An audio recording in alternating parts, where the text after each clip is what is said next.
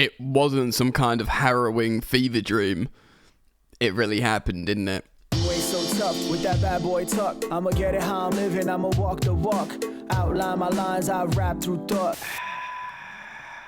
What's going on, friends? Welcome back to Football Therapy with me, your host, Jan. I'd say I hope you're doing well, but almost certainly the vast majority of you watching this won't be because of the position that Chelsea are in, having a historical or suffering a historical loss. A monumental embarrassment to those ruddy gooners. And my word, it's not looking good, Brev. Chelsea Football Club, or Cole Palmer Football Club, whichever you want to call us, are the hardest team in the world to predict what will happen. Has a team, a genuine question, has a team ever won 6-0 in the league, one game, and then lost 5-0 the following fixture in the league? Has that happened? Because we are breaking records. Of course, if you've watched my complete breakdown, in more senses than one, from yesterday's game, reference certain new stats from that game. Chelsea have now conceded more goals than they have in any other season in Premier League history. The biggest London derby defeat in Chelsea's history, or since in Premier League, or since 1980s against QPR. Dreadful, awful, dismal, and terrible stuff.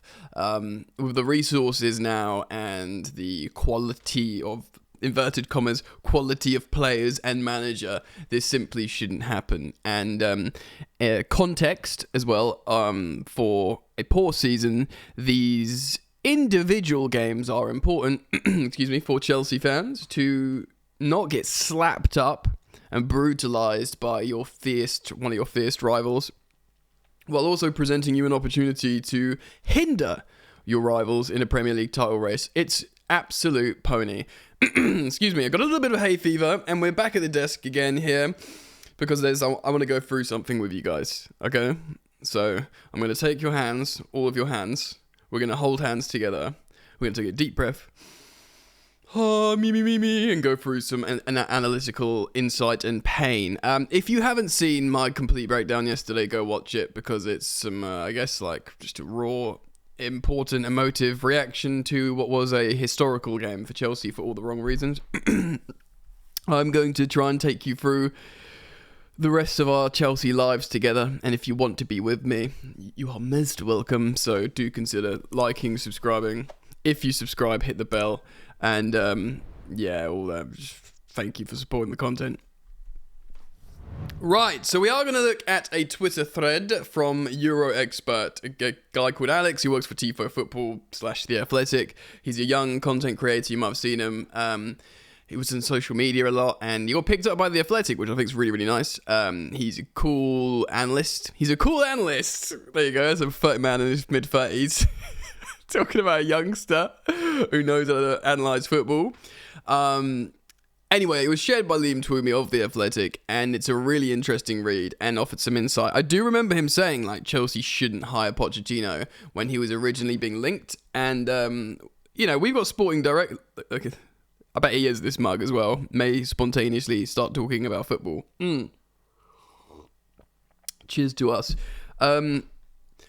Sporting directors are on probably £1 million salaries, but this young analyst man who's on social media said it's a bad idea, and he's reiterated why he thinks it's a bad idea. So shout out to him. You'll see his internet page. Fucking hell, Jan. I've literally aged that game yesterday has aged me about 50 years. I'm calling him a cool analyst, and I'm about to reference his internet page. So look at what this club is doing to me. All right, let's have a look at his internet page. This is the guy up there, Alex at EuroExpert_. Let's see what he says. I'm going to read you through it, and we are going to react accordingly.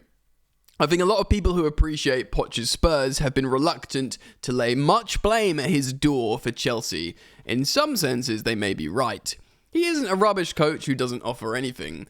But for me, what Poch offered was never going to work at Chelsea. So yes, Pochettino, we've said it here on the channel before, he's a high-profile manager, bro. He overachieved at Tottenham, which got him a big move to PSG. I think he chose PSG because he did used to play for them, Pochettino. Actually, he played with them with Mikel Arteta. That's why they're so chummy when Mikel Arteta after that game yesterday is going, all the love and sympathy for Pochettino. They should have won their last 7 games. Because they are actually they've got a really close relationship, Arteta and Pochettino, that stemmed back from their time at PSG. So I think that's just a point worth talking about. Yes, so he obviously used to play for PSG. He went back there and coached them. He coached Messi, Neymar, Mbappe and everything. It was probably quite alluring in that sense. But, Real Madrid wanted him. Of course, Manchester United chased him for ages. It's worth mentioning that. Okay, so we're gonna read through. Let's just go back a little bit. Actually, let's just go down like this. So Alex says this, man. The reason I was so critical of the move when there were first murmurs of it, let alone the official announcement, was I watched nearly every PSG game under Pochettino. It was a complex, messy period for the club, but one thing was apparent to me. Bearing in mind as well, PSG are being lauded now as a team reborn. They actually look like a team. Obviously, they just knocked out Barcelona in the Champions League. Of course, they win Liga again. Didn't Pochettino fail to win Liga? Was it Lille? Maybe? I don't know. Anyway, yes, so PSG are being lauded as an actual team now for the first time. Poch didn't put much thought into how his side should break down settled defences. The emphasis, like it was at Spurs, was about pressing the opposition teams high and creating chances in transition. If you were as sad as me to watch PSG, this PSG side, you'll remember Kylian Mbappe bailing them out game after game after game. There didn't seem to be much of a plan when it came to breaking down the opposition sides, other than platforming individuals to do their thing. I feel like platforming individuals is probably something that would suit PSG at the time in their Galactico era, and maybe that was the plan. When Pochettino was first appointed by Chelsea, he said all the right things that we liked. It was more akin to Thomas Tuchel, and certainly far from what Graham Potter was. Graham Potter was a sort of, smiley, happy guy, like, yeah, we'll see what's going on. Like, Poch kind of aligned himself with the Tuchel approach of like, nah, bollocks, we're Chelsea, we're going to do it. Which, by the way, he's done a complete 180 on that stance. Probably understandably from when his position. Because otherwise he's going to be saying, sack me, because we're not doing what's supposed to. So I understand why he's not saying what he used to. But Pochettino, when he arrived at Chelsea, he was like, oh, I'm so much better than I was with Spurs. So, but what Alex is inferring here, and by the way, I defer to his superior tactical, analytical opinion from mine. But Poch was saying, no, I'm way better than you remember me in the Premier League than his time at Tottenham. Are you, mate? Are you? Okay. So, yes. Where are we? Yes. So, what's the relevance at Chelsea? Here we go. Well, I think it has a lot to do with what I think Poch and his staff have spent their time on in training. Also, it's worth saying, blah, blah, blah, blah, blah, injuries. Medical team, terrible injury crisis can hinder not only your having stars, but hinder your plans. I recognise that disclaimer. So now Alex's disclaimer. This is obviously just my personal opinion, and it's not informed by any knowledge of what's going on at Cobham. I could be way off. This is just based off my observations and prior research. He doesn't need to say that, but I understand what he does. As another content creator myself, you got to be well careful of how you present things, so I understand why he's saying that. He says, I think Poch has prioritised coaching Chelsea on their out-of-possession approach, while looking to focus on what they do in transitional attacking moments to score goals. That would make sense. We often try and look to threaten on transition, Jackson running in, Madueke, Palmer, we do a lot of trying to run into spaces, transitional attacking combinations, and often we can look actually pretty smart in transition, doing nice combinations into space. So I agree, but spending time off the ball would also infer that, or, kind of try and say that you're good defensively, because that's what you are off the ball, and Are we good defensively, guys? Because we're breaking records against that. So let's read on. This would make sense with what we know about Pochettino as a manager. From the moment he arrived at Southampton over a decade ago, he stood out amongst Premier League managers for his ability to coach a press. And that is true.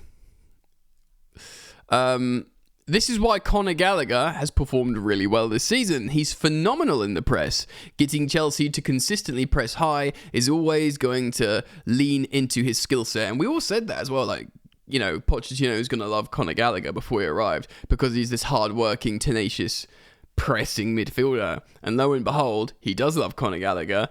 And he's been wearing the captain's armband. And, you know, that it's all come to pass. Do you know what I mean? And this is really interesting. This is like when I thought, okay, I do want to share this with you guys. Alex goes on to say, this is why Cole Palmer has performed really well this season. So he said Gallagher in the press, off the ball, without the ball, the pressing, the high-octane madness of Pochettino. But Cole Palmer as well. And I've said this on the channel, bro, that I think another manager in a better team, Cole Palmer, wouldn't be as good. Now that's that's not a good. That's not saying, oh, so we need to stay bad and erratic. No. But it's like a silver lining for a single player, I believe. A more freedom-based style of attacking play is, in his opinion, going to suit a player like Cole Palmer, who is obviously really good anyway, but seems to thrive in the chaos Chelsea create. Yes.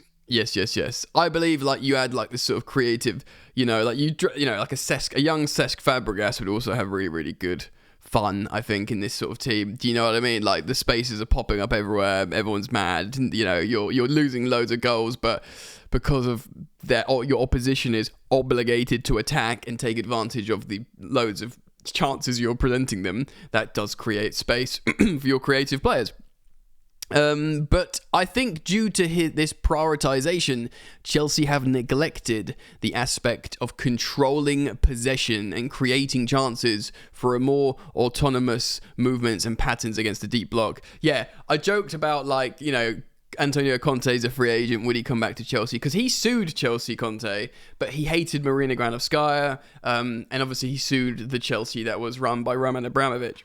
This is a new Chelsea. He loved London, I think. And I thought in my head, like, would Conte come back? But there's two things. No, because he wouldn't want to work with the Project 2030. He's the opposite. He's like a Mourinho. He's like a Tuchel. He just wants a team of core players. Let him do what he wants. Let him have some senior players. And let him do what this autonomy that Alex is speaking about here. I joked about Conte watching this Chelsea side and having an absolute heart attack, feeling sick to his ruddy stomach, mate. Conte watching this Chelsea team and Pochettino's team and how they play would literally make him sick to his stomach watching this. So yes, and that's how we won the Premier League last. Complete autonomy. It's worth talking about at this point a little bit, because Eden Hazard spoke about it a little bit on Mikel's podcast, didn't he? He hated playing for Conte. The players hated it. Now, all the players like Pochettino, right? I'm not saying you need to have an authoritarian or a disciplinarian and, like a teacher, and all the players hate them, but we get the results. But they hated Conte's training. They hated the way he played football and made him train. But if you remember, I always reference this as well over the years. When we won the Premier League last, there was this sort of systemic Rubik's Cube way of playing where it would always lead to this same action where Victor Moses would be free on the right wing in about 400 acres of space onside. It would always happen. Our right wing back are really and by the way, this isn't like Ashraf Hakimi, Reece James, Alphonso Davies, Trent Alexander-Arnold, Kyle Walker, pick whatever Galactico wing-back, full-back you want. This was Victor Moses, loaned to West Ham and stuff. And he was just always available. And the really useful thing about this in Conte's training and how it became autonomous is because it's the opposite of Pochettino. When you're in your position, you've got a choice of two things. If that guy's there, you pass to him. If he's not there, you have to pass there or chip the ball over. That's it. That's your job. And the coaching from Conte was this like shadow play or whatever it is, like shadow ball, where you play without football, you all just stand in certain places like a chessboard. The players hated it, understandably, especially like someone like Eden Hazard, because he just wants the ball out. Cole Palmer would absolutely hate it as well. Let's just talk about that, because that's the kind of player he is. But Victor Moses, and when the benefit of playing like that is when you play like that and when you're coached like that, the pressure's off you. You don't collapse and hide because you just do what you're told. You're like, right, well, I've done that. Yep, he's right. The manager's right. I've received the ball, and one of two things are going to happen. He's either there or he's there, and and whatever's happened, I'll just do the other thing. And then when you play like that, the pressure alleviates off you. You don't need a high footballing IQ. Palmer's got a high footballing IQ. Carney Chukwuemeka has. I actually think Nico Jackson has as well. I just think his finish, he's just massively gone inside his head with his finishing, which is a different thing entirely.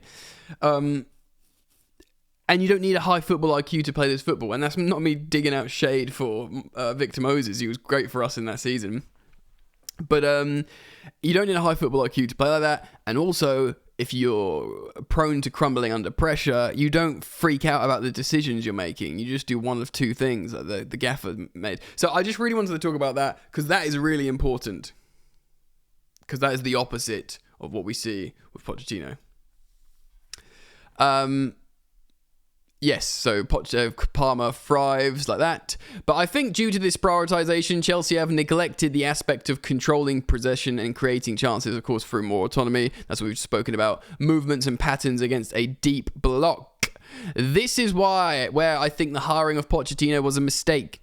It's fine 7 years ago at Spurs when A, deep blocks weren't as well coached, and B, teams aren't as capable of playing through pressure. But this is 2024. Nearly every Premier League team has a top quality coach. Nearly every Premier League team can find a way to play through even the best of out of possession systems. That's true. The Premier League is hella strong now. On their day, a team like Bournemouth will slap you up. Do you know what I mean? This is just where we are. And nearly every Premier League team are capable of putting out a muddy defensive block that stifles creativity, requiring a well-coached attacking side / golden talent to break down. This is just where we are now. As well, by hiring Pochettino in 2023, you're banking on what he's done well in the past to still work today. If anything, what we've seen is unsurprising in that context. A press that can sometimes create high-quality chances, but does get played through. A lack of rotations and planned in the final third against deep blocks. And I guess you add that to young, inexperienced players that freak out, and you've got Chelsea. This is why Enzo Fernandez, this is interesting because this is where all the money went, right? This is where Enzo Fernandez has struggled. You've put him in a side that lacks patterns in the final third, i.e. lacking runs that he knows are coming so that he can play passes into. So yes, he doesn't, to bring up Cesc Fabregas again, the sort of quarterback, playmaker, head up, playing balls into channels where there's going to be runners. You don't know, I don't want to swear, he doesn't know sugar because this team is mental. And let's continue. This is why Moises Caicedo has struggled. He's been playing in a Chelsea press which always aims high but doesn't necessarily work. That's Chelsea personified under Blueco. Aims high but doesn't necessarily work. Leaving him in a large amount of space to cover every game. Yeah, I mean, even the less astute footballing and analysts out there can see how Caicedo gets left on a friggin' island by himself in defensive transition.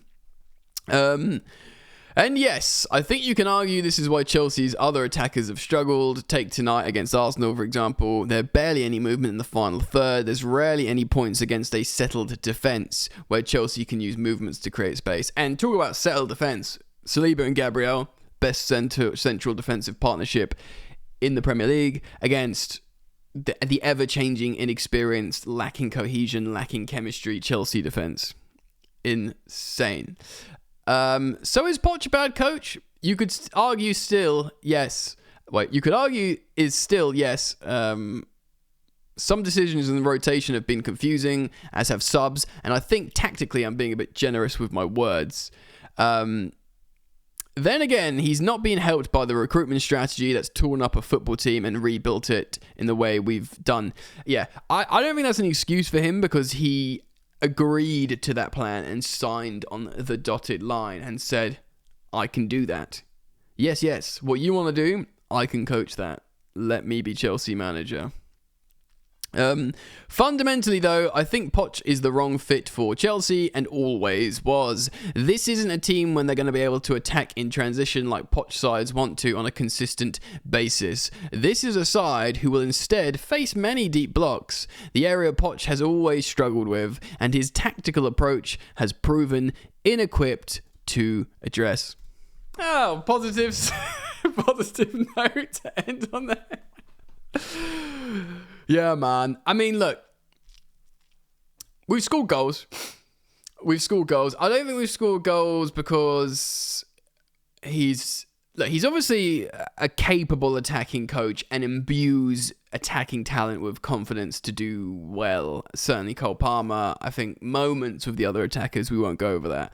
And I think also a symptom of having your opposition be so defensively fragile like us is you will give up chances and the opposition will score more goals. If we were defensively better, we wouldn't score as many goals probably, or as easily.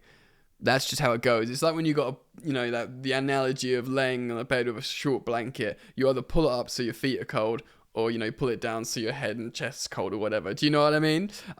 Very, very rarely you get a blanket that fills the whole thing, and that's after a decade of Guardiola planning and, institutionalizing. Is that a word?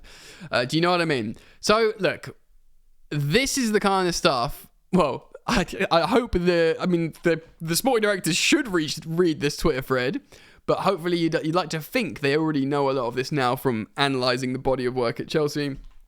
When they do the summer analysis, they'll have to think, this coach doesn't suit the squad. I don't think there's any point sacking him now, but ultimately,